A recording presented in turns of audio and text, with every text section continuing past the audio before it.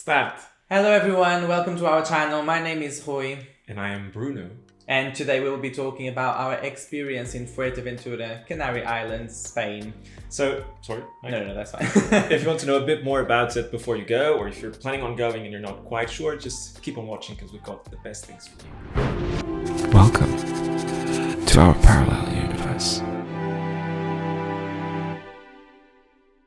So today we're going to start by talking about the best time of the year to go to Fuerteventura, which is not the one in which we went. No, actually it is. The best time to visit Fuerteventura is from July to October. Okay. However, July is the windiest month of the year. And guess what? We went there. in July, of course. Yes. And we hadn't figured out that Fuerteventura stands for like a lot of wind. Yep. We found out when we got there. But it is quite alright, to be fair, because Fuerteventura is a very sunny destination. However, we like to be on the beach, but not like the entire day. We still like to enjoy and discover the country.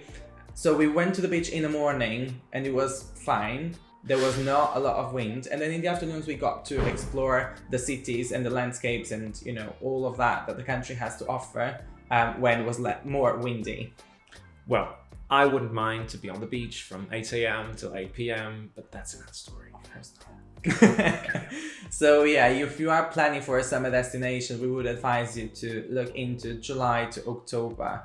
But bear in mind that you may find a lot of days where it's extremely windy. Yeah. Fuerteventura is also very known for water sports, including wind sports and surf. Really? So, yeah, shocking. So if you are looking to experience something like that, you will find a lot of fun. You will find loads of championships happening there as well. So you will have loads of fun. So another important detail was the fact that we rented a car and it involves money. So you know that money and I don't have the best relationship in the world.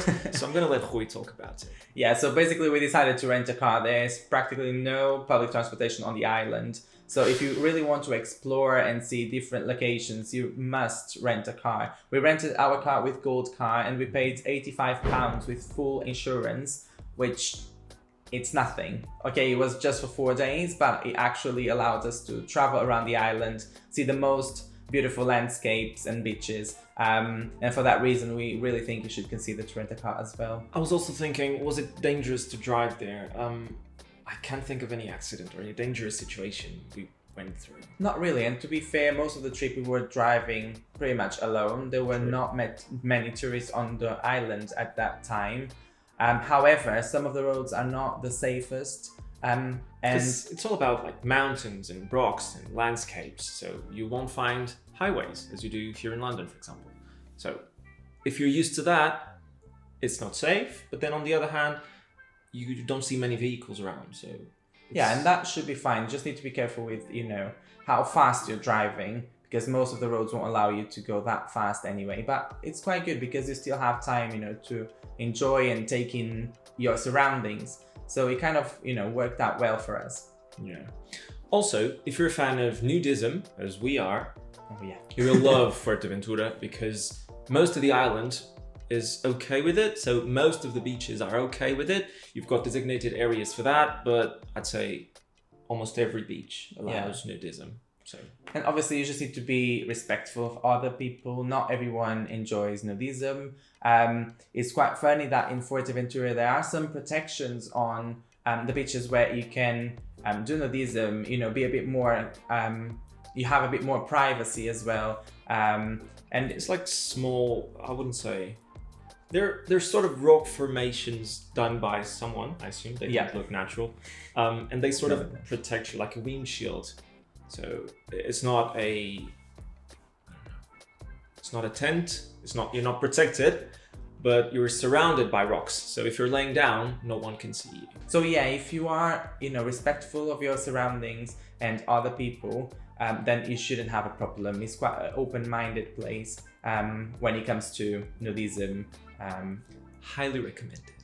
Yeah, absolutely. Also, we own a drone, as most of you may know, or if you haven't still watched our latest videos, you should.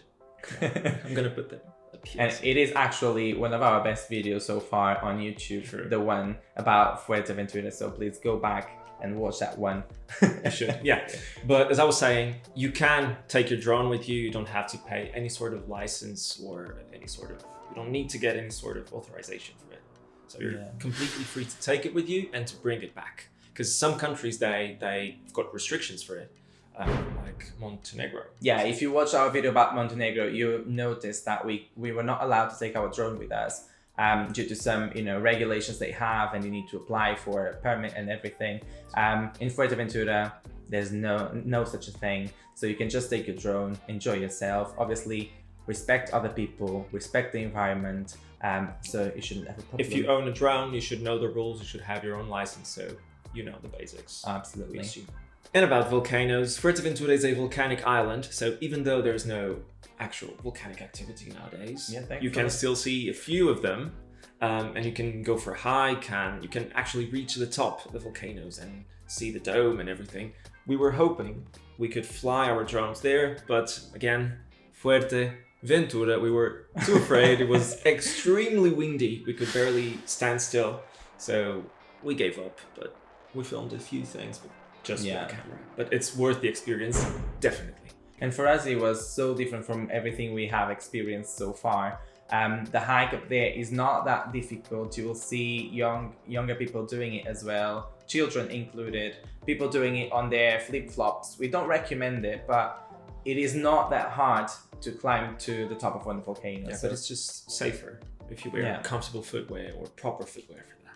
Yeah, but if you are visiting Fuerteventura, make sure that you don't miss visiting Calderón Hondo. I'm probably not pronouncing this word correctly, but I'm not fluent in Spanish. Pero no hablo español, chico. Calderón Hondo is probably the correct way of saying it. I'm speaking English with a Spanish accent. Go ahead. Anyway, but if you look for it on internet, you'll find the location. It's very, very nice up there. And you'll find those little friends. Were they squirrels or something? I have no idea what they are, but they are little animals, and apparently they live there, and they are super cute. And they're friendly. they come closer to you if you give them food, and they don't seem too afraid. No, like the ones here in London, you see one every once in a blue moon, but there were, I don't know, oh my god, loads, plenty of them. But hey-ho, you will love them for sure. And last but not least, when we were actually there, we found out that aloe vera is widespread across the island. I don't know if it's native or... Yes, it is, and it is quite famous over there as well. It is considered one of the best in the world, so if you're going to Fuerteventura, please make sure that you try. You will find loads of aloe vera products as well. We didn't try any, but we regret it now. Yeah, that's why we're telling you this. Please do try. Don't miss this opportunity. And it's a very good souvenir as well. If you are planning to buy something for your friends or family, buying a body care product is always... Is it sustainable? Do you know anything about it? I have no idea actually, but I'm pretty sure you will be able to find some information about it on the internet, but you will be supporting that economy and its inhabitants. So that's the most important thing. Yeah, absolutely. And at least you know that you will be buying something that it is traditional from that place. So I think it's a good option. Not just a keychain or a pen. Yeah, absolutely. Something you can actually use and take advantage of. And it's probably cheaper than when you buy it from a supermarket elsewhere. So because it's local and again traditional, so the price should be a bit better compared to other major supermarkets. So I think that's it. Yeah, I think so. You can find some of our favorite places from Fuerteventura in our Instagram page. Oh wow, selling our business. Go ahead, mate. Go ahead. No, of course. I think we have been sharing some of our favorite places on the island. You will be able to find some tips as well, how to reach there. Some, ideas to take a picture, to record a video. And we hope you like it.